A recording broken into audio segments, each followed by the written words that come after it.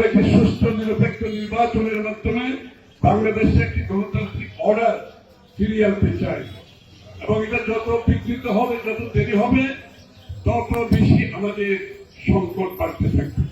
গণতান্ত্রিকভাবে নির্বাচিত সরকারের অনুপস্থিতি যত বাড়তে থাকবে, আপনি দেখবেন মিডিয়ার উপর চাপ বাড়তে থাকবে। তারা থাকার জন্য, ক্ষমতা অব্যাহত রাখার জন্য বিভিন্ন চাপের মধ্যে মিডিয়াকে তারা চাপে রাখতে চায়। এটা আমাদেরকে স্বীকার করতে হবে। সুতরাং আমাদের ঐক্যটা হবে গণতন্ত্রের জন্য, আমাদের ঐক্যটা হবে গণতান্ত্রিক সাংবিধানিক রাজনৈতিক অধিকার ফিরে পাওয়ার জন্য, যার মধ্যে মিডিয়ার স্বাধীনতা অন্তর্নিহিত আছে।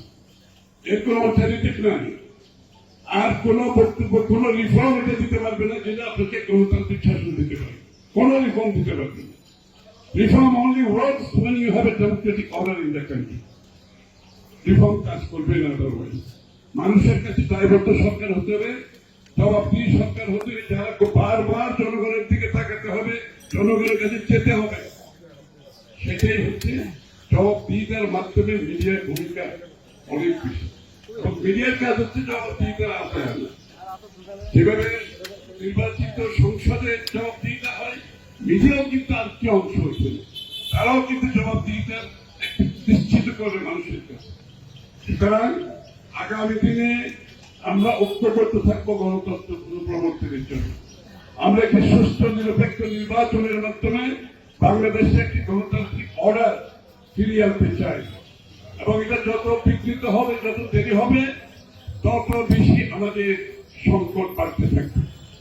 এজন্য আমরা ঐক্যবদ্ধভাবে বাংলাদেশের সমৃদ্ধির জন্য ঐক্যবদ্ধভাবে গণতান্ত্রিক অর্ডার যত তাড়াতাড়ি ফিরিয়ে আনতে পারি সকলের প্রচেষ্টায়, মিডিয়ার সহযোগিতায়, বাংলাদেশের মানুষের ঐক্যবদ্ধ প্রচেষ্টায় সেই জায়গায় যত তাড়াতাড়ি আমরা যেতে পারি তত বেশি আমাদের জন্য লাভবান হবে। ডিআরইউকে আমার আবারও শুভেচ্ছা। আমরা ডিআরইউ আমাদের হৃদয়ে আছে, আমাদের আন্দোলনে ছিল, আমাদের সাথে ছিল। আমি আশা করি আগামী দিনে বাংলাদেশের মিডিয়ার স্বাধীনতা অক্ষুণ্ণ রাখার জন্য, নিরপেক্ষতা রাখার জন্য ডিআরইউ একটা শক্ত ভূমিকা রাখে।